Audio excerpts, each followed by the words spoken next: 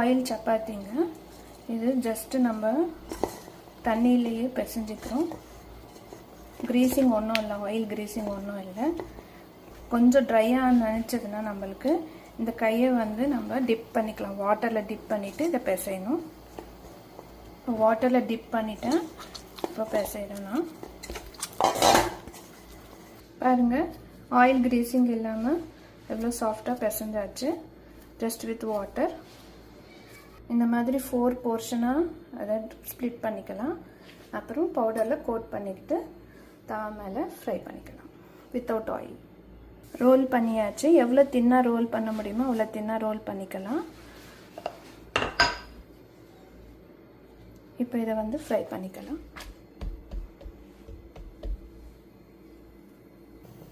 பாருங்கள், without oil fry பண்ணிக்கலாம்.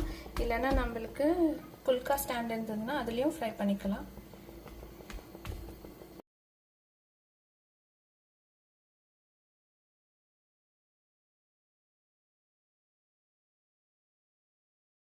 Oil curry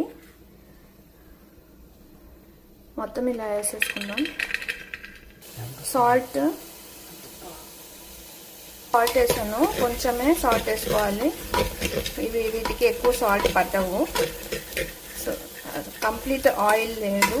so just మనం ఇట్లా షాలో ఫ్రై చేసుకుంటున్నాము. ఇది కరివేపాకు పొడి 1 స్పూన్, గరం మసాలా 1 స్పూన్,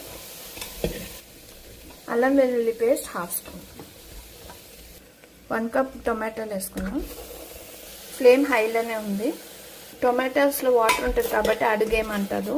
ఇలా కలబెడుతూ ఉండాలి. 1 గ్లాస్ వాటర్ పోసుకోవాలి. గ్రీన్ చిల్లీస్ 5 ఇలా విరగొట్టుకొని వేసుకుందాం. Each person 1 cup water, 1 glass. So 2 glasses water add చేసుకున్నాము. చిల్లీస్ యాడ్ చేసాం కాబట్టి just 1 pinch red chilli powder. 1 boil రాగానే ప్రెషర్ పెట్టుకుందాం. దించిన తర్వాత గ్రేటెడ్ కోకోనట్ యాడ్ చేసుకుందాం.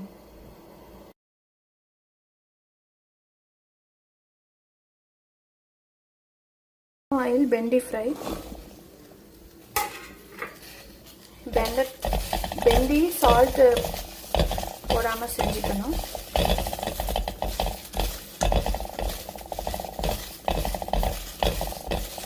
ஜஸ்ட் ட்ரையாக ஃப்ரை பண்ணுறோம்.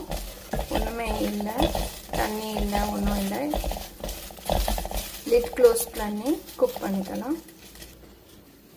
சீரகம் பவுடர் கொஞ்சம் அதிகமாகவே போட்டுக்கலாம். சால்ட்டு, கொஞ்சம் சால்ட்டு, கொஞ்சம் மஞ்சள் தூள். நல்லா மிக்ஸ் பண்ணிக்கலாம். இப்போ ஃப்ளேம் கொஞ்சம் சிம்மரில் வச்சுக்கலாம்.